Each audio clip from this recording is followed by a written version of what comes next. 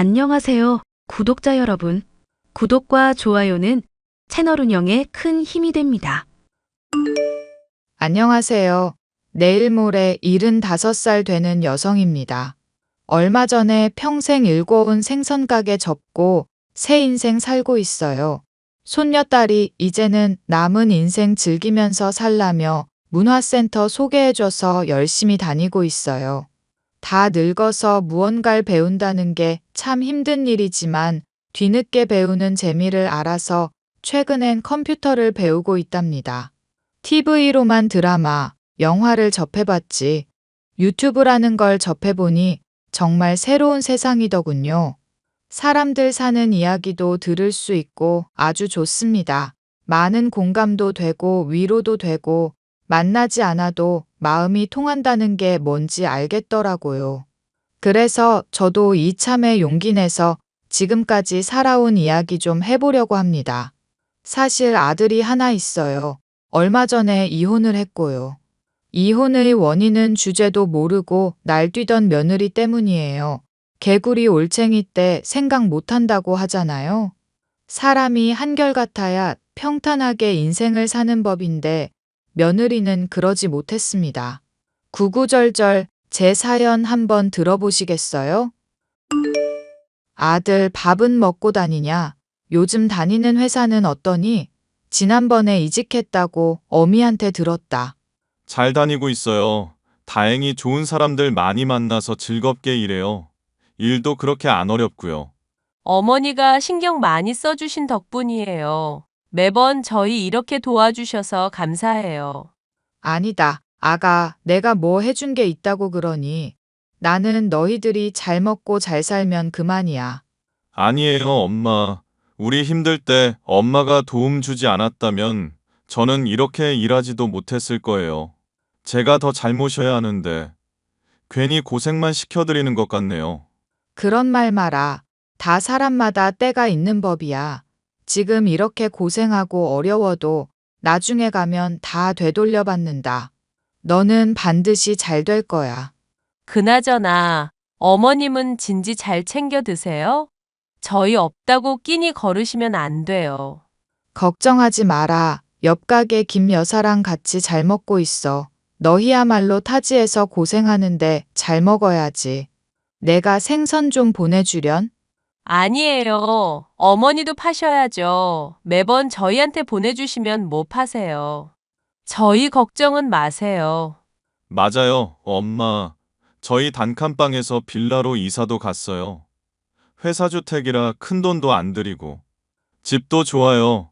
5년 정도 된 건물이라는데 내가 보기엔 완전 신축이나 다름없어요. 그러니 잘 되었구나.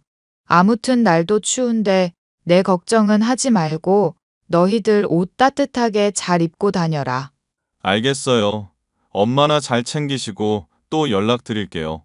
저는 아무것도 모르던 꽃다운 나이 18살에 남편한테 시집 왔습니다.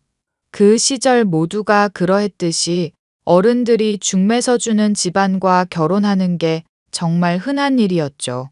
남편 얼굴은 결혼식 날 본 게 처음이었고 그걸 기점으로 아이 낳고 남편 뒷바라지하고 모진 시집살이도 견뎌내고 저도 그렇게 살았어요. 그렇게 결혼하자마자 아들을 가졌고 20살이 되던 해 아들을 낳았습니다. 모진 시집살이에 육아까지 하느라 정말 힘들더군요. 그러던 와중에 아이가 돌도 되기 전에 남편이 사고로 죽었어요. 시댁은 저에게 아들 잡아먹은 년이라고 짐 싸들고 나가라며 매일 막말을 퍼부었습니다. 그렇게 친정에도 가지 못하고 이리저리 떠도는 신세가 되었죠. 당시 수중에 있던 돈은 50만 원이 전부였습니다. 그 돈으로 아이와 함께 지낼 달방을 구했고 어렵사리 생선 장사를 시작해 지금에 이르렀죠. 밤낮 없이 장사하고 일이 없을 땐 부업까지 해가며 10원 한 푼 아끼며 정말 악착같이 살았습니다.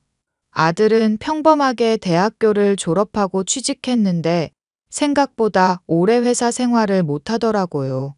집안 형편이 여유롭지 못했던 탓에 충분히 보태주지 못한 탓인가 싶어 평생을 자책하며 살았습니다. 어머니, 저 아이 생겼어요. 벌써 8주라네요. 그게 정말이니? 언제 확인한 거야? 어제 저녁에 갑자기 몸이 으슬으슬해서 감기인가 보다 하고 오늘 병원 진료받는데 검사하면서 알았어요. 흐흐, 이제 식구가 한 명 더 늘겠네요. 그러겠다. 정말 장하다. 우리 며느리. 몸은 괜찮은 거야? 입덧은 안 하고? 아직 배도 안 나오는데 걱정할 것도 많다, 엄마. 영희는 내가 잘 돌봐줄게. 당연히 잘 돌봐줘야지. 임신하는 게 얼마나 힘든 일인지 아니? 아무튼 큰일 해냈다. 아들, 딸 구별 말고 행복하게만 잘 살아. 감사합니다. 어머니, 사실 결혼하고 바로 아이 가지려고 했는데 생각보다 잘 안 되고 있어서 내심 포기했었거든요. 포기를 왜 해? 아직 나이도 젊은데, 그나저나 정말 고맙다. 세아가 먹고 싶은 건 없니? 아직은 없어요. 이 사람이 잘 챙겨주고 있으니 걱정하지 마세요. 다음 주 주말에 올라가려고 하는데 괜찮으세요? 몸도 힘들 텐데, 어딜 와. 거리도 멀고 오지 말고 그냥 쉬어라. 나도 대목이라 한참 장사하느라 바쁘니. 와도 못 챙겨줄 것 같아서 그래. 엄마, 쉬엄쉬엄 일하세요. 쉬는 날도 없이 그렇게 고생하시면 어떡해. 이제 손주 녀석도 태어날 텐데 더 열심히 일해야 하지 않겠니? 그러니 너도 정신 똑바로 차려라. 알겠어요, 엄마. 나 이번에 팀장으로 승진했어요. 여기 회사는 사람들이 참 좋은 것 같아. 거봐라. 엄마 말 맞지? 별탈 없이 잘 지냈으면 좋겠구나. 순진한 사람 꼬드겨서 일만 시키고 돈 안 주는 그런 악덕 업주만 아니면 돼.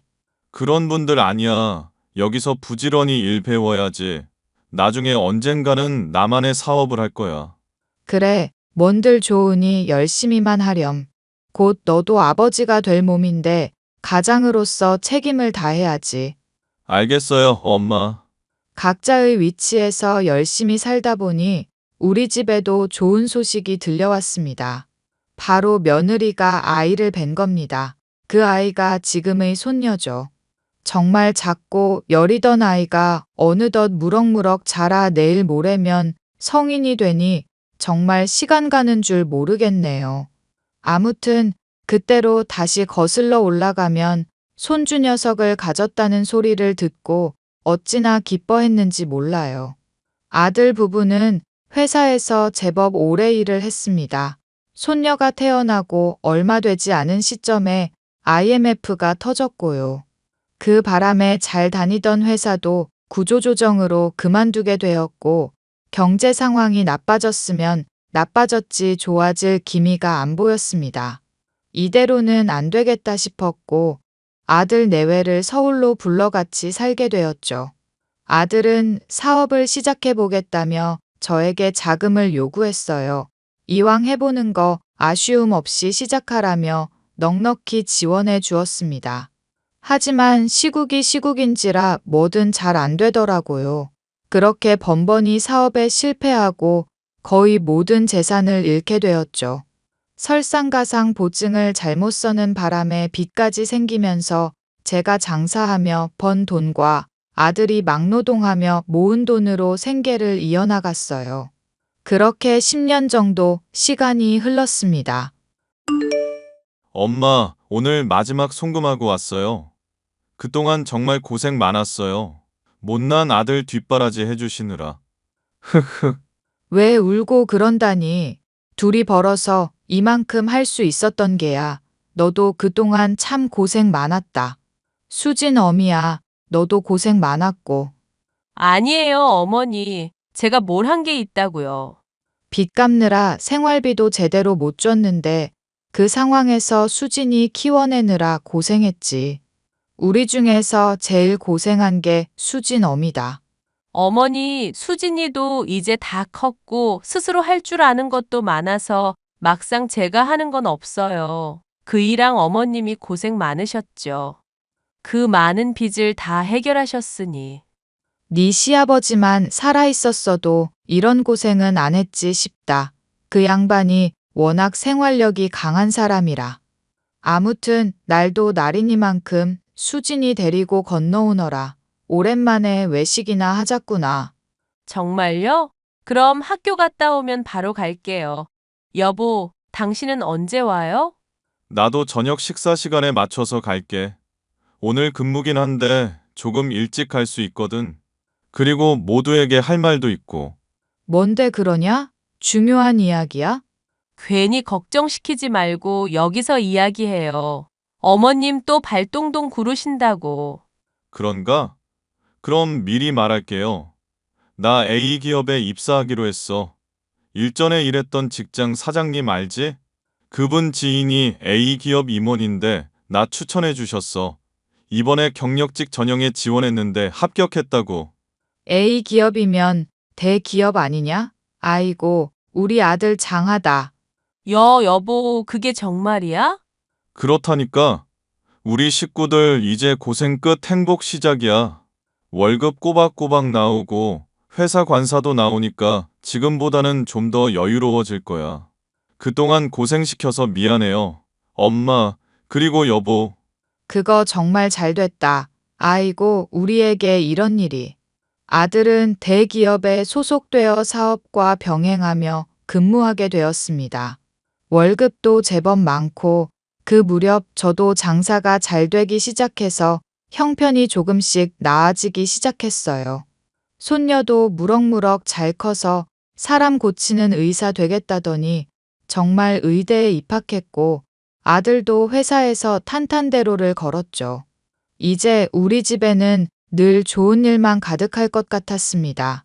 하지만 세월을 무시 못하는지 저도 나이가 나이인지라 오랜 세월 고생한 것도 있고 몸이 한두 군데 고장나기 시작하더군요. 엄마, 몸은 좀 괜찮아요? 그러니까 장사 그만하라니까. 고집을 부리셔서는. 아니다. 아직 한참 일할 수 있는 나이인데 해야지. 우리 손녀딸 하나라도 더 가리키고 좋아하는 거 사주려면 이 정도는 감내할 수 있다. 늙은이가 집에서 놀고 먹고 하면 자식들한테 짐이 되는 거야. 그러니 할 수 있는 데까지는 해보려고 한다. 아무튼 예나 지금이나 엄마 고집은 여전해. 병원은 다녀오셨죠? 오늘 손님이 많아서 간다는 걸 깜빡했구나. 주말에는 꼭 가야지. 뭐라고요? 안 갔어요, 그럼? 아니, 허리도 아프고. 그거 단순 관절 문제가 아니라니까? 엄마도 예전 몸이 아니라 관리해줘야 해요. 내가 지난번에 사준 영양제 잘 챙겨 드시고는 계세요? 아휴, 고놈 참 잔소리도 어지간히 하는구나. 어휴, 안 되겠네. 엄마, 내가 수진이랑 집사람한테 말해 놓을 테니까 당장 내일 가서 진료받고 검사받을 수 있는 거 다 받아요. 아이고, 아서라. 병원비며 검사비며 한두 푼도 아닌데. 원래 이 나이 되면 다 아프단다. 그러니 그냥 둬. 뭘 그냥 둬요. 그러다 진짜 골로 간다니까. 엄마, 오래오래 사셔야지. 그렇게 포기하시면 내가 뭐가 돼? 괜히 너희들한테 걱정 끼치기 싫어서 그렇지. 잔말 말고 아들 말 좀 들어요. 나 3개월 뒤면 미국 다녀와야 하는데 엄마 그 전에 다 낫는 거 보고 가야겠어. 알았다. 알았어. 그러니 잔소리 좀 그만해. 네가 하라는 대로 할 테니까.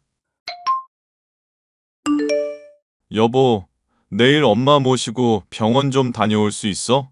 내일 별일 없지? 별일 없죠. 왜요? 어머님, 어디 아프세요? 아니, 지난번에 허리랑 무릎 계속 안 좋으시다고 했잖아. 타이레놀 드시면서 겨우 버티시는데 이러다간 큰일 날 것 같아서. 어머니 아무 말씀 없으셨는데. 어머님, 아주 불편하세요? 조금 아프긴 하구나. 미안하다 괜히.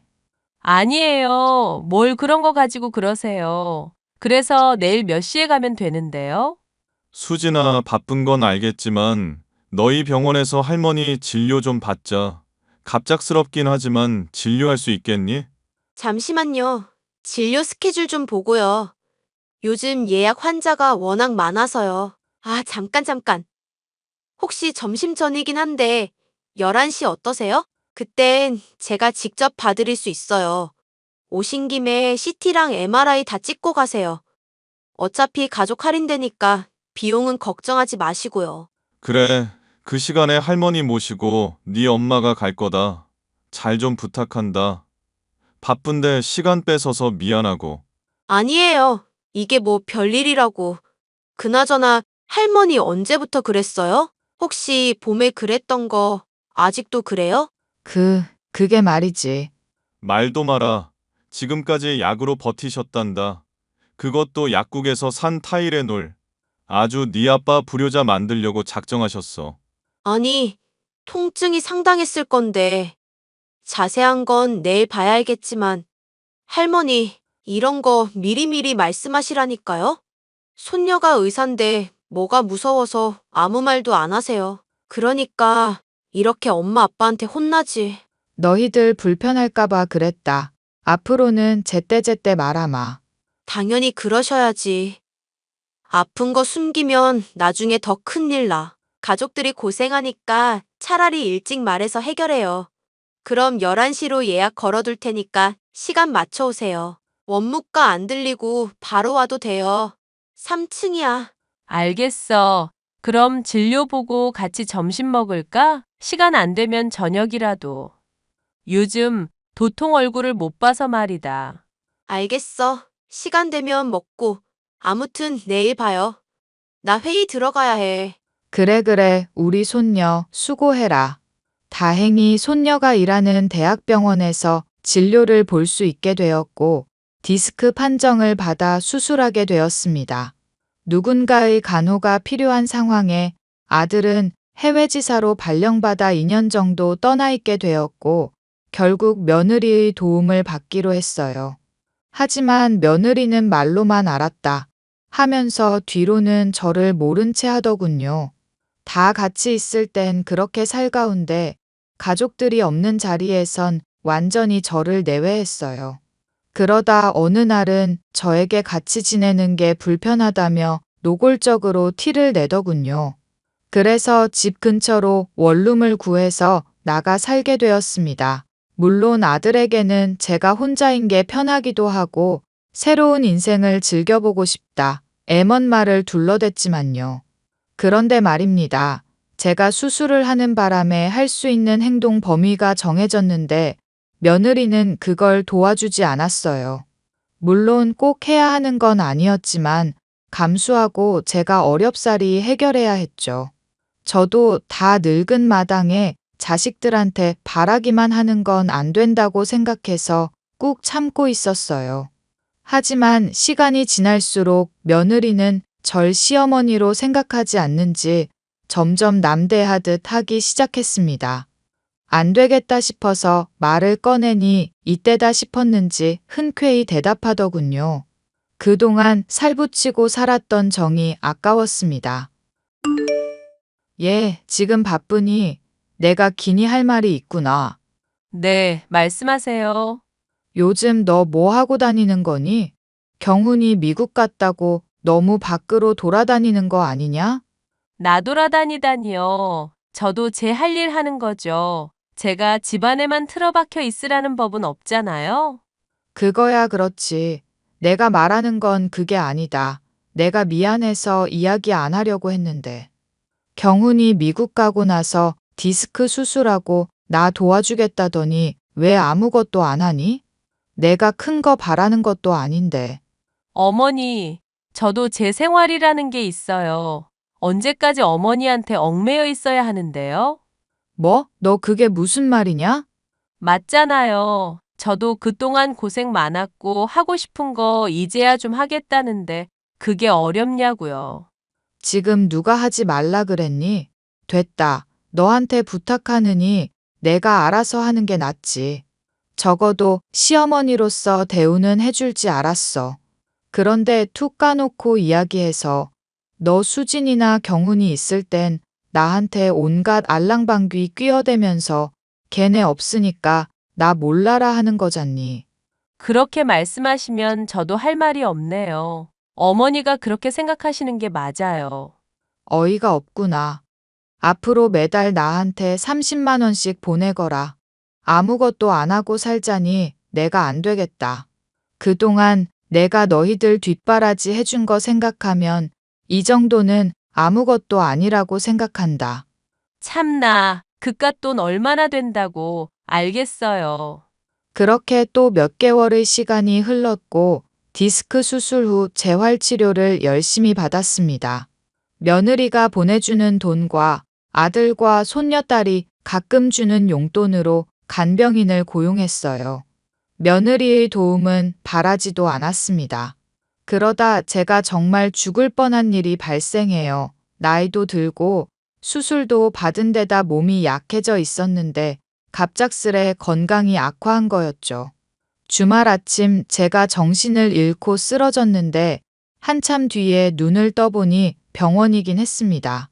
그런데 신고자가 며느리가 아닌 자주 왕래하던 이웃집 할머니였어요. 무슨 상황인지 어리둥절해 있었는데 그날 밤 며느리가 병실 한편에서 통화하는 걸 듣고는 깨달았습니다.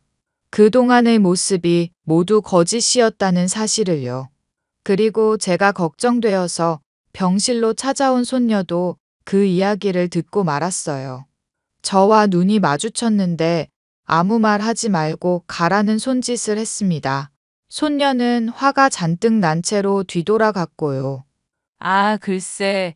늙은이도 이제 나이가 들었으니 곧 가겠지. 내가 아는 재산만 지금 20억이야. 적당한 시기에 이혼하면 돼. 위자료는 넉넉히 받아올게. 사랑해, 자기야. 이런 대화를 하는데 아들과 손녀 생각에 피가 거꾸로 솟구치는 느낌이더군요. 며느리는 제가 하루라도 빨리 죽으면 상속받는 재산을 모두 가로챌 심산이었던 겁니다. 기막힌 사실에 휴대전화로 모든 대화를 녹음해 두었고 다음 날 아침 아들에게 바로 전화를 걸었어요. 경훈아, 거기 날씨는 어떻니? 어제까지만 해도 좋았는데 오늘은 비가 오네요. 엄마 몸은 괜찮으시죠? 내가 한국 가는 걸 좀 서둘러야겠어요. 안 그래도 그래야겠다. 내가 너한테 기니 할 말도 있고. 왜요? 무슨 일 있어요? 내가 정말 어이가 없어서. 수진 어미 말이다. 너 이참에 갈라서는 게 좋겠구나. 갈라서요? 지금 이혼하라는 말씀이세요? 갑자기 왜 그런 소리를 해요? 아무래도 수진 어미가 만나는 남자가 있는 모양이야. 수진이도 어제 같이 들었다. 그리고 나 이렇게 된 거 수진 어미 탓도 크다. 분명 수진 어미 있을 때 쓰러졌는데 신고자가 옆집권 여사야. 무슨 말인지 알겠니? 그 사람이 알고서 모른 척하기라도 했다는 거예요? 그런 게 아니면 뭐겠니? 태연하게 병원 와서 내연남이랑 통화까지 하는 마당에 뭐가 무섭겠어. 그동안 내가 알고 있던 그 수진어미가 맞나 싶다. 엄마, 일단 내가 직접 보고 판단해야 하니까 속 아파도 조금만 참으세요. 수진이한테는 내가 따로 연락할게. 마음 같아선 당장이라도 머리채 잡고 싶은데 내가 너랑 수진이 봐서 참는다. 그동안 같이 살아온 세월이 있는데 어떻게 그런다니. 도대체 사람인지 원. 어휴. 엄마, 일단 진정하고 계세요. 내가 빨리 일 마무리 짓고 귀국해서 알아볼게. 그러니 너무 내색하지 말고 계시고요. 알겠다. 내가 괜한 말한 거 아닌지 모르겠다. 다 늙어서 이게 무슨 경우인지. 아니에요. 사실 결혼하면서 저도 좀 느꼈거든요. 그 사람 어쩌면 이미 오래전부터 그랬는지도 몰라요. 고생 많이 한 건 사실인데 아무튼 한국 가서 봬요. 그래, 조심해서 오너라. 그렇게 약 한 달 정도의 시간이 흐른 뒤 아들이 한국으로 귀국했습니다. 확실한 증거를 얻기 위해서 아들이 시간을 좀 달라고 하더군요. 아들은 사람을 시켜 며느리의 뒷조사를 했습니다. 생각보다 오래전부터 이미 바람을 피우고 있었더군요. 적게는 몇십만 원, 많게는 몇백만 원씩 그 남자에게 퍼다 나르고 있었습니다. 그렇게 증거를 차곡차곡 모으더니 아들은 며느리를 상대로 이혼 소송을 제기했어요. 며느리가 곱게 이혼해 줄 것 같진 않아서 유명한 로펌의 변호사를 선임했고 모든 증거를 들이밀었습니다. 본인을 제외한 가족들 모두가 한편이니 어쩔 줄 몰랐는지 며느리는 명예훼손죄로 고소한다, 정신적 피해 보상을 요구한다며 난리치다 결국 패소하고 위자료 한 푼 못 받고 쫓겨났습니다. 되려 아들에게 위자료 3천만 원을 줘야 했고 상간남 소송인지 뭔지 그것도 이겨서 2천만 원 받아냈다고 하네요. 수진아, 너 오피스텔 비밀번호 바꿨니? 바꿨지. 누가 자꾸 들락날락하는 것 같아서. 혹시 엄마 내 오피스텔 갔어? 내 동료 의사 경혜 알지? 걔 말고는 올 사람이 없는데 아무래도 영 찝찝해서. 그거 엄마야. 가끔 가긴 했는데 방해됐나 보구나. 엄마가 오늘 가서 씻고 좀 자야 하는데 비밀번호 좀 알려줄 수 있겠니? 당신이 무슨 염치로 수진이 집에 가? 제정신이야? 왜 가만히 있는 딸 집에 가냐고? 당신은 가만히 있어. 내가 당신이랑 끝낸 거지 수진이랑 끝낸 게 아니잖아.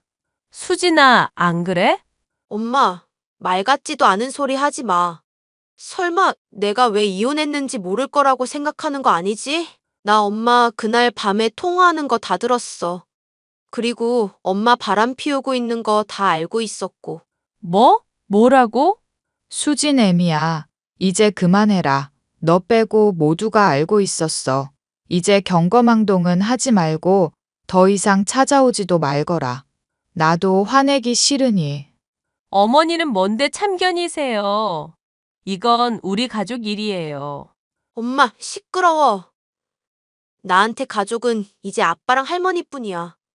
엄마가 우리한테 이러면 안 되는 거지. 수진이한테 더 이상 상처 그만 줘.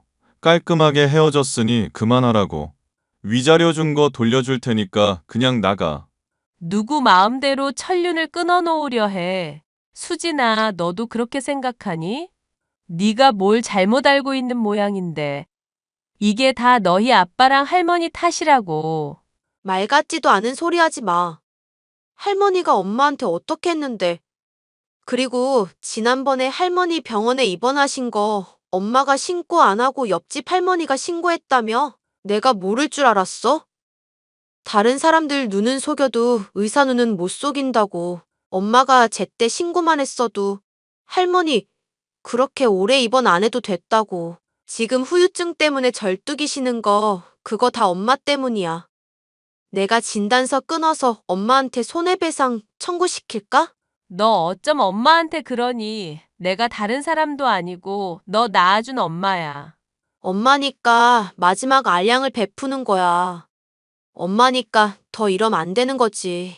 할머니가 그동안 어떻게 사셨는데 엄마 아빠 힘들 때 다 뒷바라지 해주고 본인 몸 상하면서까지 수고해 주셨잖아. 근데 엄마는 고작 한다는 게 이거야? 효부는 바라지도 않아. 사람답게 행동해야지. 지금 엄마가 하는 행동. 인간 그 이하 수준이야. 너. 나 오피스텔 내놓을 거야. 그런 줄 알아. 어디서 지낼지는 엄마가 알아서 해결해. 한두 살 먹은 어린애도 아니고. 그 남자한테 가던가. 수진아. 그렇게 손녀딸은 오피스텔을 정리하고 본가로 들어왔고 아들은 며느리를 상대로 접근 금지, 통신 제한을 걸어버렸습니다. 더 이상 아무런 연락도 하지 못하고 그 어떤 흔적이라도 지워버리겠다면서 말이죠. 그 순간 제일 힘든 건 아마도 아들일 겁니다. 제가 아들을 위해서가 아니라 힘든 세월 모질게 버텨온 게 아내와 딸이라는 이유였기 때문이죠. 그런 아들의 마음을 잘 알기에 저는 더 이상 아무 말도 하지 않았습니다. 사실 손녀딸이 저렇게 무서울 정도로 매몰찬 건 제 이야기를 들어서일 겁니다. 아들 부부의 이혼 소송이 한창이던 때 손녀가 저를 찾아왔어요. 병실로요. 이런저런 이야기를 하다 서로 속마음을 이야기하는데 저는 숨길 것도 없어서 그동안 있었던 모든 일을 다 말했습니다. 어떻게 살아왔고 며느리를 어떻게 처음 만났는지까지도요.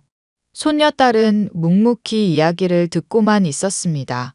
그러고는 끝에 정말 고생 많았다며 눈물을 흘리더라고요. 못난 부모 대신해서 자기가 대신 사과한다며 흐느끼는데 그 모습을 보고 저도 한참을 울었습니다. 그렇게 지금은 건강을 잘 회복하고 좋은 컨디션으로 지내고 있어요. 생선 가게를 다시 시작했다가 최근엔 그냥 아예 관뒀습니다. 이젠 정말 저를 위한 인생을 살아보려고요. 언제까지 살진 모르겠지만 힘 닿는 데까지 열심히 노력해서 저답게 살다 아름다운 모습으로 가겠습니다. 지금까지 제 사연 들어주셔서 감사해요. 여러분도 항상 건강하시길 바랍니다.